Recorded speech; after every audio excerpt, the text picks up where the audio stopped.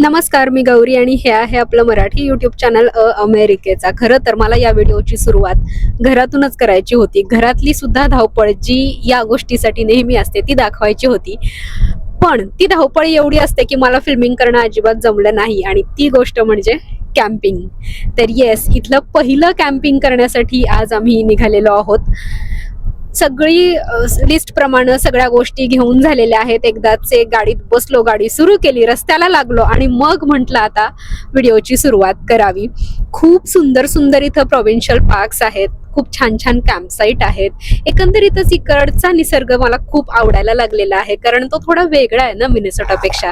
तिथे आम्ही खूप लेक्स बघायचो आणि इथं डायरेक्ट महासागर बघतोय.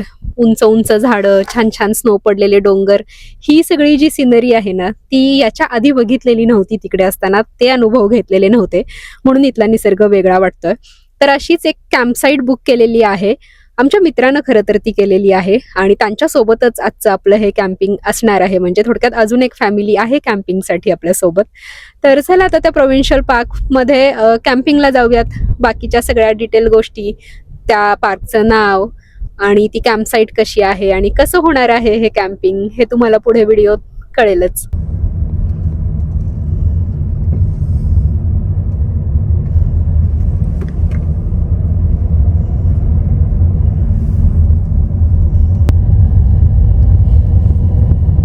तर हे ते पार्क आहे जिथं आपण कॅम्पिंगसाठी आलेलो आहोत. Golden Ear Provincial Park. कॅनडातल्या ब्रिटिश कोलंबिया प्रोव्हिन्समध्ये जे काही मोठे मोठे पार्क्स आहेत, सगळ्यात मोठे लार्जेस्ट, तर हे त्यापैकी एक आहे. मेन म्हणजे कॅम्पिंगसाठी खूपच प्रसिद्ध आहे. आता आपण आपली कुठली रे कॅम्पसाईट हवी? ऑलवेट. येस, ऑलवेट लेक. ऑलवेट लेक कॅम्पसाईट जी आहे तर ती शोधूयात.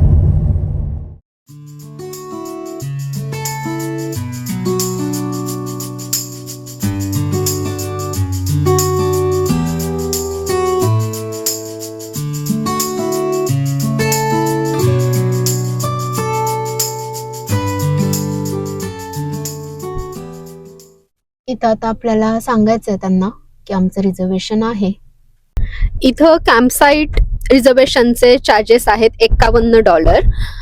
जर तुम्ही फॅमिली कॅम्पिंग करत असाल तर ग्रुप कॅम्पिंगचे अजून वेगळे आहेत. त्यात आता त्यांनी सांगितलं की ही एक एक्स्ट्रा व्हेकल आहे, म्हणजे 2 व्हेकल असणार आहेत. तर एक्स्ट्रा व्हेकल साठीचे अजून $12 आता आपल्याला तिथं द्यावे लागलेले आहेत. आता आपण आपली कॅम्पसाईट शोधतोय. B4 नावाची आहे बघ आपली कॅम्पसाईट. कुठून दिसतीये का बघ? अजून तरी सापडत नाहीये, पण आता सापडेल असं वाटतंय. ABCR अशा काहीतरी त्यांच्या लेन आहेत. तर ही इतकी सुंदर कॅम्पसाईट आहे आमची. कसली छान झाडं आहेत, मोठी मोठी उंचच्या उंच झाडांनी वेढलेली अशी कॅम्पसाईट आहे. आणि आता पहिलं काम असतं कॅम्पिंगला आल्या ते म्हणजे आपल्याला लावायचे असतात टेंट, आणि मग कार्यक्रम सुरू. मग सगळंच बार्बेक्यू आलं. पहिल्यांदा तर आपण टेंट सेटअप करून घेतो. तर टेंट सेटअप आता आवी आणि विक्रम इथं करतायत आणि या दोघांची छोट्यांची लुडबुड सुद्धा सुरू आहे. विक्रम आणि श्रद्धा हे आमचे आधीपासूनचे मित्र आहेत. कॅनडातल्या इनिशियल सेटलमेंटसाठी सुद्धा त्यांची आम्हाला खूप मदत झाली आणि आता कॅम्पिंगसाठी सुद्धा त्यांच्यासोबतच आलेलो आहोत. एक टेंट तर लावून झालेला आहे आणि हा आता आपला नेहमीचा टेंट. हा तुम्ही प्रत्येक कॅम्पिंगच्या व्हिडिओमध्ये बघितलेला आहे.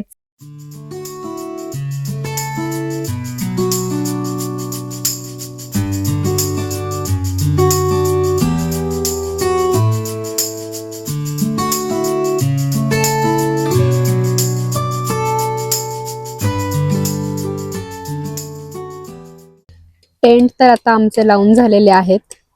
तिकडं बाकीचं सगळं सामान सुद्धा मांडून झालेलं आहे. पहिल्यांदा तर चहा करायचा आहे असं, कारण थोडंसं असं थंड वातावरण आहे. म्हणजे 18 डिग्री मॅक्स आज होतं, 18 डिग्री सेल्सिअस. पण तरी सुद्धा इथं मागं लेक असल्यामुळं, शिवाय एवढी झाडी असल्यामुळं थोडं थंड वाटतं इथे. रात्री अजून ड्रॉप होणार आहे, त्यामुळे रात्री चांगलीच थंडी वाजेल असं वाटतंय. आम्ही पूर्ण तयारीनिशी आलोय, त्यामुळे काही टेन्शन नाही. आलं वगैरे टाकून मसाला चहा इथं आता तयार होतोय. सुगंध येतोय मस्तपैकी.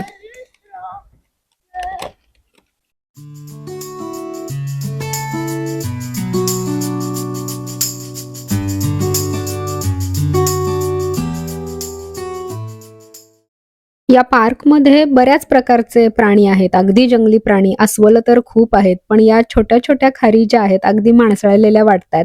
कॅम्पसाईटच्या आसपास इथल्या झाडाझुडपांमध्ये राहत असल्यामुळं माणसं त्यांच्या अगदी सवयीची झालेली आहेत. मला वाटतंय काय खायला प्यायला मिळतंय का बघायला त्या चक्कर टाकतायत अधूनमधून आणि अजिबात घाबरत नाहीयेत. मी इतक्या जवळून फिल्मिंग करतेय तरी ती घाबरत नाहीये. चहा वगैरे झाल्यानंतर आता आम्ही विचार करतोय की इथला एक ट्रेल करून यावं, कारण इथे एक लेक आहे आणि तो लेक खूप सुंदर आहे. मी मागं पडेन, तर आता जरा चालून येऊयात आपण. आवी आलेला मस्तपैकी शॉर्ट्स घालून, पण मी त्याला सांगितलेलं थंडी असणार आहे चांगलीच. मग आता त्याला जॅकेट घालायला लागतंय कारण खूप गार वाटायला लागले. जशी संध्याकाळ होईल तशी तर जास्त गार वाटतंय. पण एक चांगली गोष्ट वाटली मला इथल्या कॅम्पसाईटची, ते म्हणजे बग्स तेवढे जास्त नाहीयेत. डास सुद्धा आत्ता अजून तरी आलेले नाहीयेत, पण थोड्या वेळाने येतील का नाही माहिती. आम्ही बग रिपेलंट मारून तयार आहे, त्यामुळे डास आले तरी काही टेन्शन नाही. सगळ्या कॅम्पसाईट इथं बुक आहेत. लिटरली 5 मिनिटात कॅम्पसाईट बुक होतात.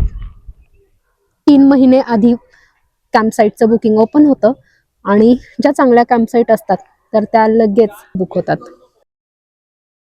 एक भारी गोष्ट काय माहितीये का आमच्या कॅम्पसाईटची, इथं कॅम्पसाईट आहे, इथं लगेचच कचरा टाकण्यासाठीची सोय, इथं लगेचच चांगलं फ्लशचं वॉशरूम आहे, टॉयलेट आहे आणि इथं नळ आहे.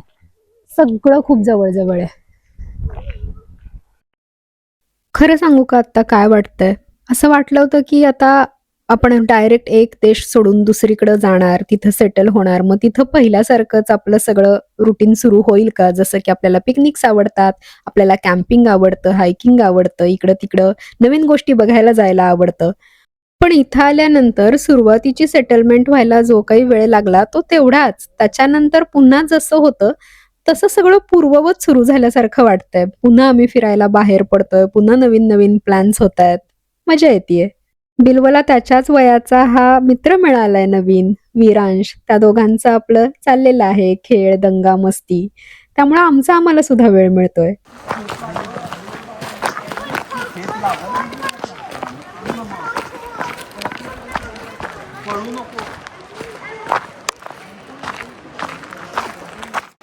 तसे तर या पार्कमध्ये बरेच हायकिंग ट्रेल्स आहेत, पण आत्ता आपण जिथून चालत आहोत तर ते सगळ्यात जवळचा हा ट्रेल आहे. टोटल एरिया जर या पार्कचा बघायला गेला तर 625 स्क्वेअर किलोमीटर्स एवढा मोठा एरिया आहे या पार्कचा. त्यामुळे तुम्ही विचार करा की इथं किती जंगली प्राणी असतील आणि किती प्रकारची झाडं असतील, किती प्रकारची फुलं असतील. तलाव सुद्धा इतका सुंदर आहे ना. आता आपण अगदी तलावाच्या जवळ आलोय. हा आहे तो ऑलवेट लेक. खूप सुंदर वाटतं कारण दुसऱ्या काठाला डोंगर आहेत उंचच्या उंच.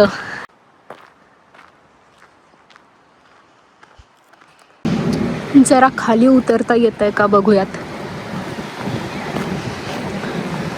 या साईडने आहे. मी आता कॅमेरा बंद करते कारण थोडा उतार आहे.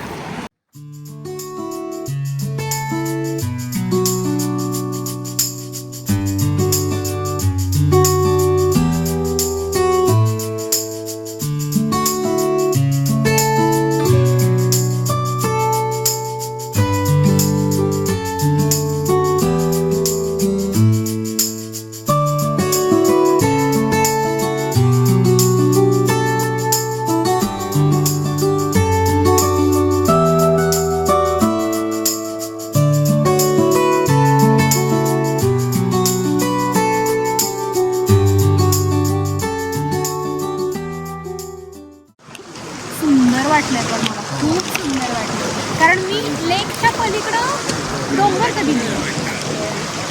लेकच्या पलीकडे तू दिसायचं. हा लेकच एवढा समुद्रासारखा ना, तो लेकच्या पलीकडे पण हे जे दिसतंय ना डोंगर नव्हते. हा अजिबात नव्हते डोंगर. इथल्या कॅम्प साईटची ब्युटी काय, यू विल ऑलवेज गेट लेक. हा कुठल्याही तू साईटला लेक मिळणार. येतो चला चला चला बिल्वा वर चल पटकन.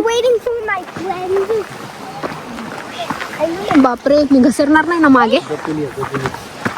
आले जपून आले. नीट या चला.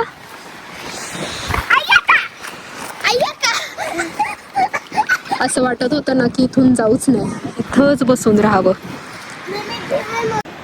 कसं छान दिसतंय ना मागे. आता आपण परत कॅम्प साईट शोधत शोधत तिकडे जायचं. इथं मॅप चालत नाही आहे, इथं रेंज नाही आहे, त्यामुळे सगळं असं वाचत वाचत बोर्ड किंवा विचारत असं सगळं करावं लागतं. आता जायचं आहे आणि आपण ग्रिल करायला, बार्बेक्यू करायला सुरुवात करूयात.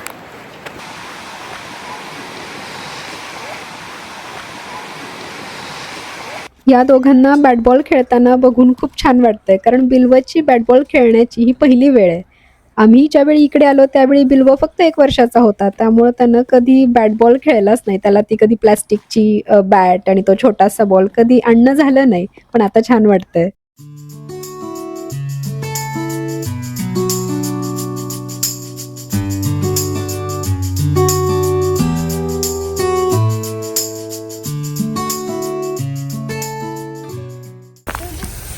खरं तर आमचा खाण्याचा एक राऊंड झालेला आहे. मला सगळ्या गोष्टी काही फिल्मिंग करणं शक्य होत नाही आहे, समजून घ्या.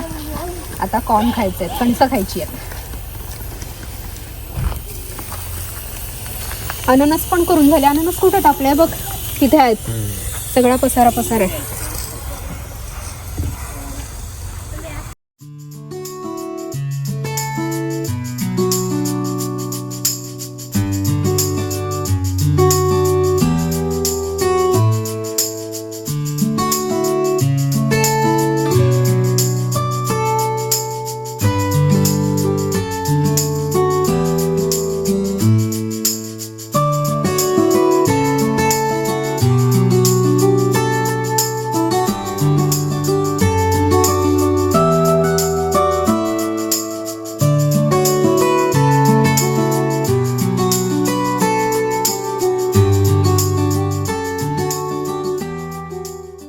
कॅम्पिंग म्हटलं की शेकोटी आलीच. शेकोटीशिवाय काय कॅम्पिंग होऊच शकत नाही. तुम्ही कितीही उन्हाळ्यात कॅम्पिंगला जा तरी सुद्धा संध्याकाळी शेकोटी पेटवणं आणि शेकोटी भोवती बसून खाणं, गप्पा मारणं, यात मजा असते कॅम्पिंगची. मुलं तर आल्यापासून नुसती खेळतात, त्यामुळे आता त्यांची जेवणाची वेळ झालेली आहे. आम्ही त्यांच्यासाठी इथं ऑमलेट करतोय. आम्ही बऱ्याच छोट्या अशा गोष्टी घेऊन आलेलो आहोत की काही कमी पडायला नको. आपण बराच वेळ जागे राहतो, मग पुन्हा भूक लागते, त्यामुळे हाताशी 4 जास्तीच्या गोष्टी असलेल्या बरं असतं केव्हाही. पोट भरल्यानंतर जी काही अशी बिल्लूची अवस्था आता झालेली आहे, चांगला झोपेला आलेला आहे. शाल लपेटून असा बसलाय आणि पेंगतोय. आता तो झोपेल थोड्याच वेळात.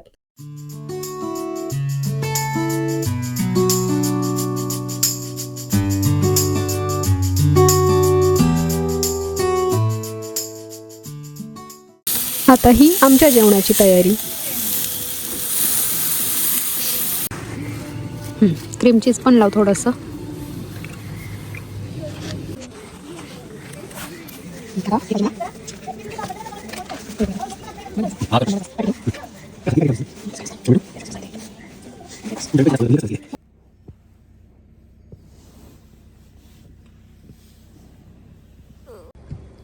Good morning. काय छान वाटतंय माहितीये. इतकी शांतता आहे, कोणाचाही कसलाही आवाज नाही आहे. सकाळची वेळ आहे, थंडी तर आहेच. हळूहळू या दोघांची इथं सगळं आवरण्याची तयारी सुरू आहे. बऱ्याच गोष्टी आवरायच्या आहेत, पण दुसऱ्या दिवशीची जेव्हा सकाळ उजाडते कॅम्पिंगमध्ये, तेव्हा असं वाटत असतं अजून एक दिवस इथं असंच राहावं. इतकं शांत झालेलो असतो ना आपण, आणि ही जागा सोडावीशी वाटत नाही. माझं आत्ता तसंच काहीसं झालंय. फक्त हे सगळं बघावंसं वाटतंय.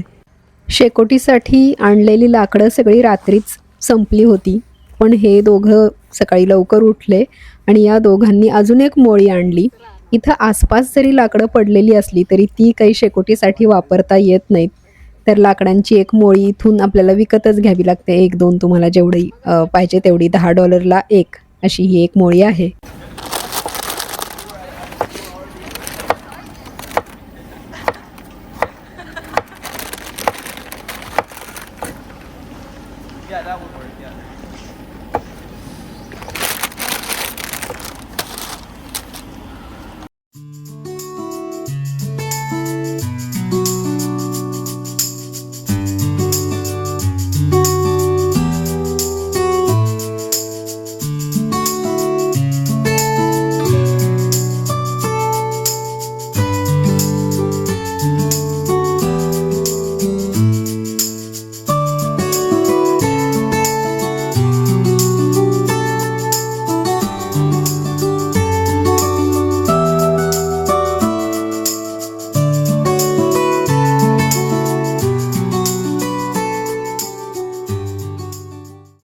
आवीच्या हातची स्पेशल स्ट्रीट स्टाईल मॅगी आमची खाऊन झालेली आहे. ब्रेकफास्ट झालेला आहे मस्तपैकी.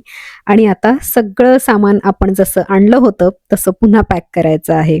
कॅम्पिंग म्हटलं की हे टास्क असतातच. येताना तुम्हाला सगळं आठवणीनं घ्यावं लागतं, त्या बॅग्स भरायला लागतात, इथं येऊन त्या अनपॅक करायला लागतात, पुन्हा कॅम्पिंग झाल्यावर हे सगळं व्यवस्थित पॅकिंग करायचं आणि पुन्हा घरी नेऊन अनपॅकिंग करायचं. पण याच्यामधलं जे कॅम्पिंग आपण जगतो ना, ते अविस्मरणीय.